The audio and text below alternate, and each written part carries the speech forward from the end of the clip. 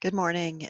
This is a brief video on how to write and submit an invoice for reimbursement for either the Flex or the SHIP program. So the first invoice that we're going to look at here is for reimbursement for travel or for education, training, or professional development. We would like to see the invoice on a hospital letterhead if it's coming from the hospital, but if it's coming from an individual, then we don't expect you to have your own letterhead, and that's fine. We absolutely do require an invoice number. If you're a hospital, then you probably generate those with most of your invoices. If you're an individual, then I suggest you do something just really simple like what I have here, which is my initials, the year, and then the number of the invoice.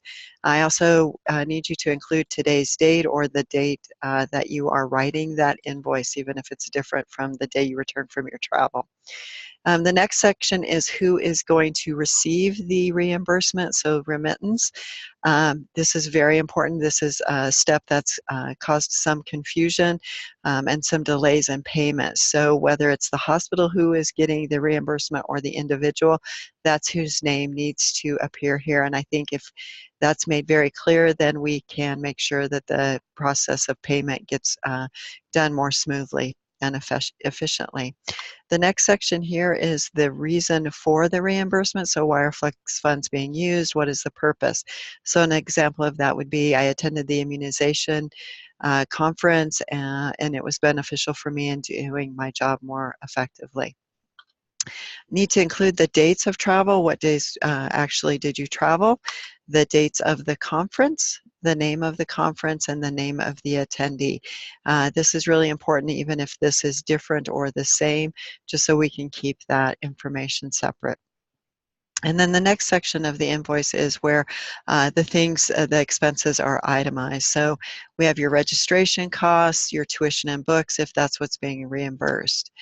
And then transportation costs. So how much did it cost for you to get from your home to or from your community to the location of the conference? And the way we check that is through y.distances. I look at this website right here to find out what the distances is according to the Wyoming Department of Transportation.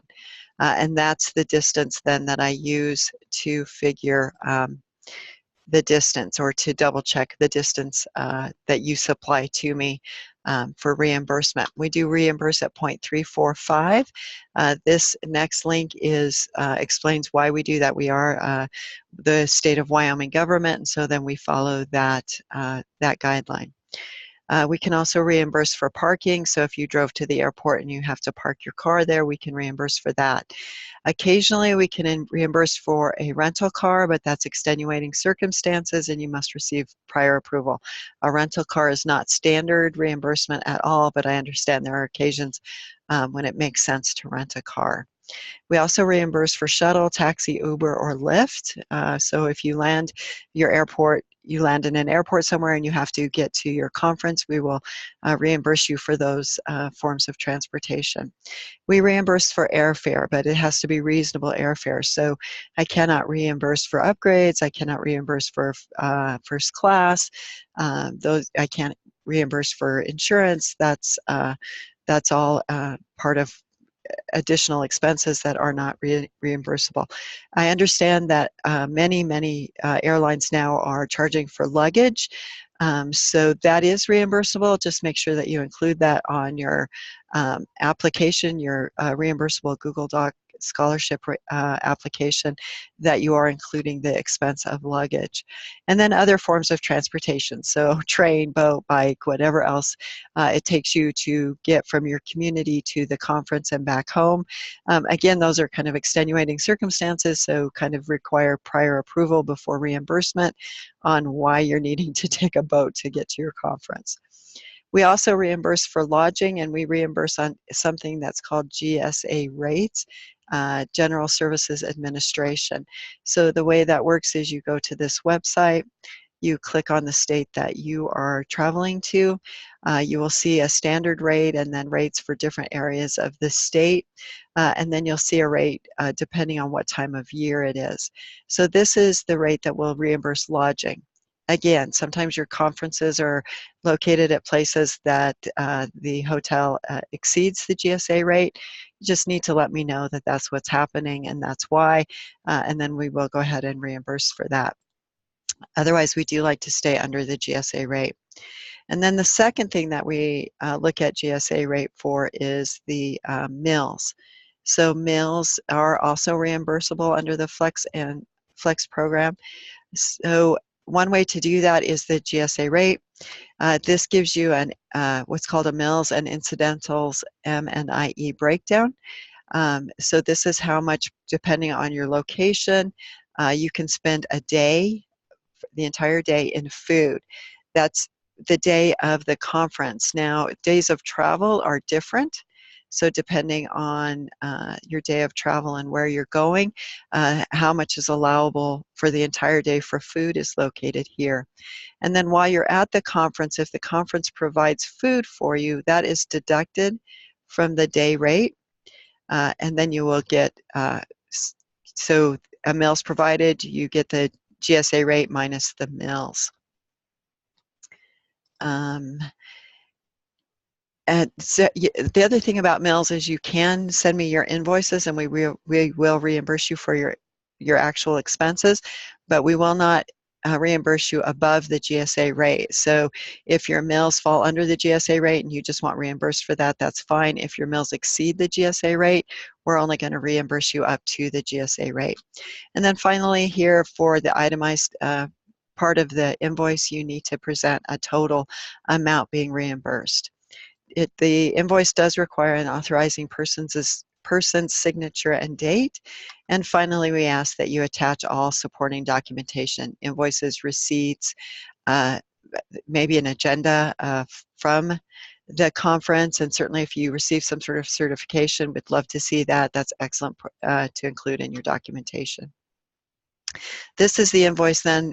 This is what the invoice then would look like for reimbursable travel.